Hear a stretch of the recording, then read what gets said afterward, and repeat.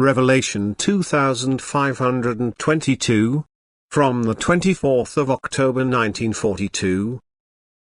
Their will is evaluated in the case of ceremonial acts. God considers people according to their faith. This is to be understood such that people make what their faith teaches them their spiritual property and thus also fulfill everything that is demanded of them through faith. In this fulfillment God values the human being's will, which is therefore good because it inclines towards God.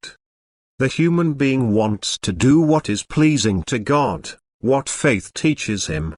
And if this will, which is inclined towards God, determines his thoughts and actions, this is also pleasing to God, even though the human being is not in truth, that is, he was instructed in a wrong faith.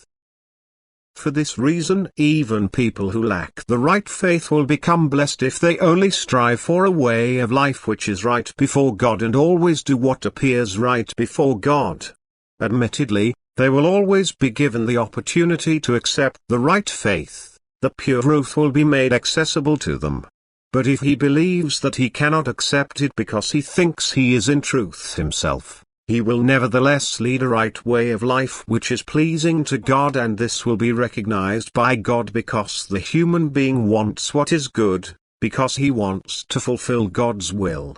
And thus every action he performs will also be evaluated according to his will. And every ceremony, which in itself is completely worthless, becomes an act pleasing to God through the will to serve God with it.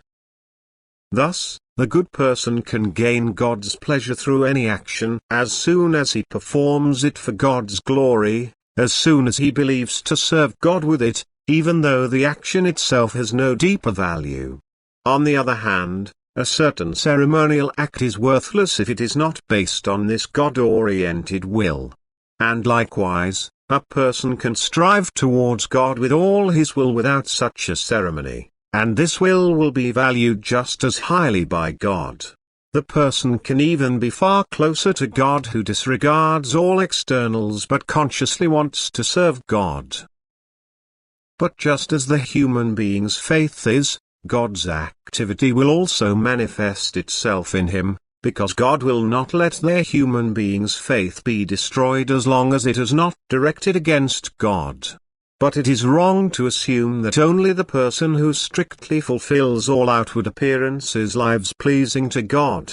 Nothing outwardly recognizable determines the right value before God, only the will which God sees, regardless of whether the person carries out the actions which are demanded of him by faith. Amen.